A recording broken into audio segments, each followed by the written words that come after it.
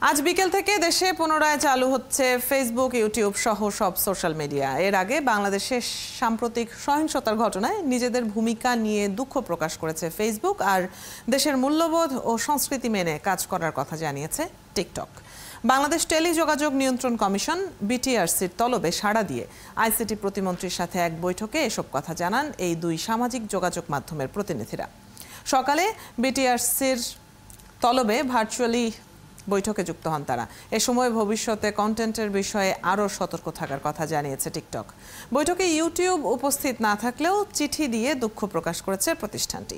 বিটিআরসির তলবের সরাসরি জবাব দেওয়ার জন্য ইউটিউব নতুন করে সময় চেয়েছে বলেও জানান আইসিটি প্রতিমন্ত্রী জুনায়েদ আহমেদ পলক।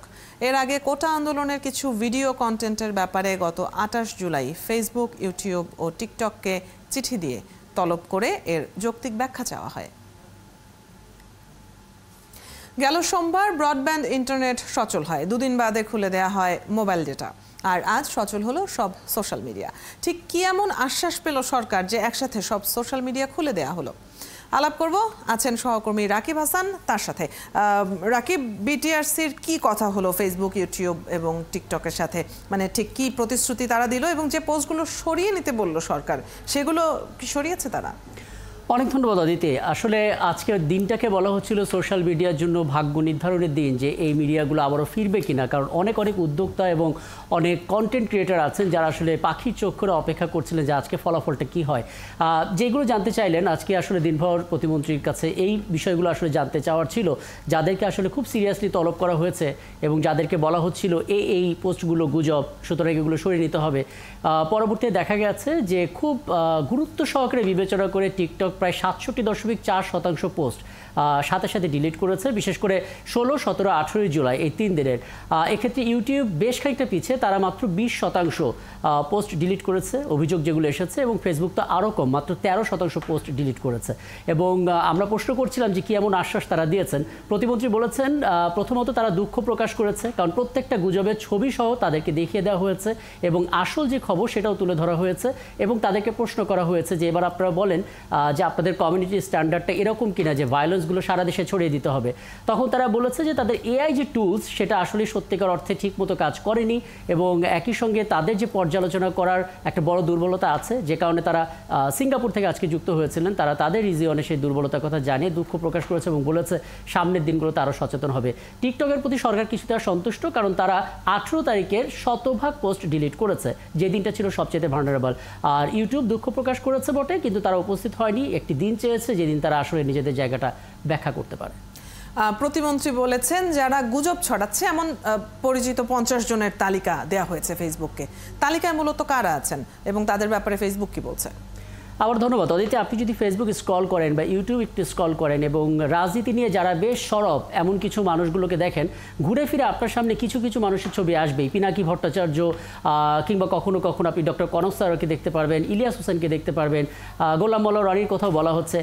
মূলত এই সমস্ত নাম যেগুলো আমরা দেখে থাকি, যাদের কথাগুলো আসলে সোশ্যাল মিডিয়াতে নানাভাবে নানা জায়গা থেকে ভাইরাল হয়, তেমন ৫০ জনের তালিকা তুলে ধরা হয়েছে ফেসবুকের কাছে, এবং বলা হচ্ছে যে তারা দেশের বিরুদ্ধে নানাভাবে অপপ্রচার করছে, মিসইনফরমেশন দিচ্ছে, যেগুলো কোনো ভিত্তি নেই, এবং একটা নির্দিষ্ট মোটিভেশনে তারা এই কাজগুলো করছে।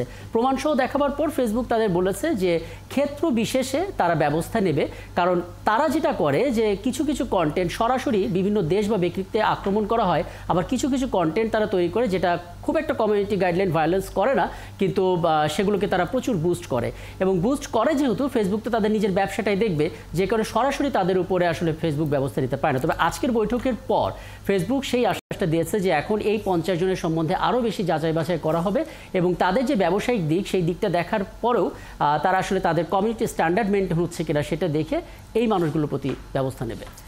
এবারের এই সংবেদনশীল পরিস্থিতির ভেতর দিয়ে তো আসলে এই সোশ্যাল মিডিয়ার প্ল্যাটফর্মগুলো গেল, ভবিষ্যতে এসব প্ল্যাটফর্ম যদি আবারও এমন করে সেক্ষেত্রে কি ব্যবস্থা নেওয়া হতে পারে, কোনো ধারণা কি পেলেন?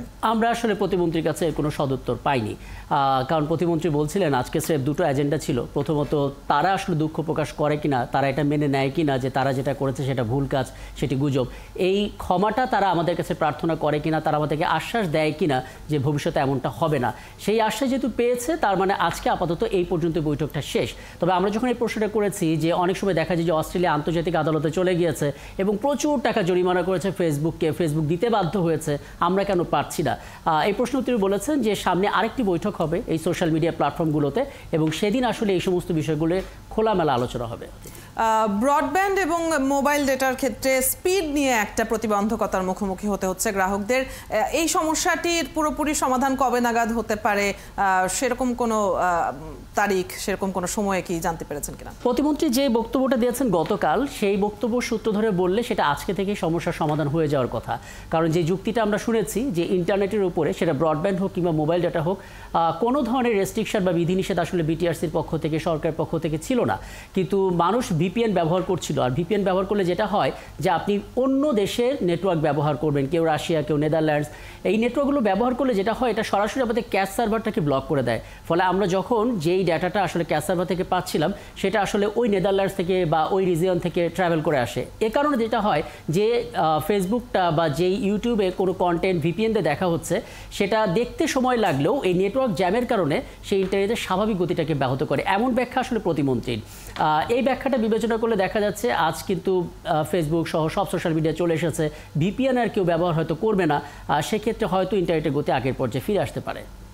অনেক ধন্যবাদ তথ্যগুলোর জন্য।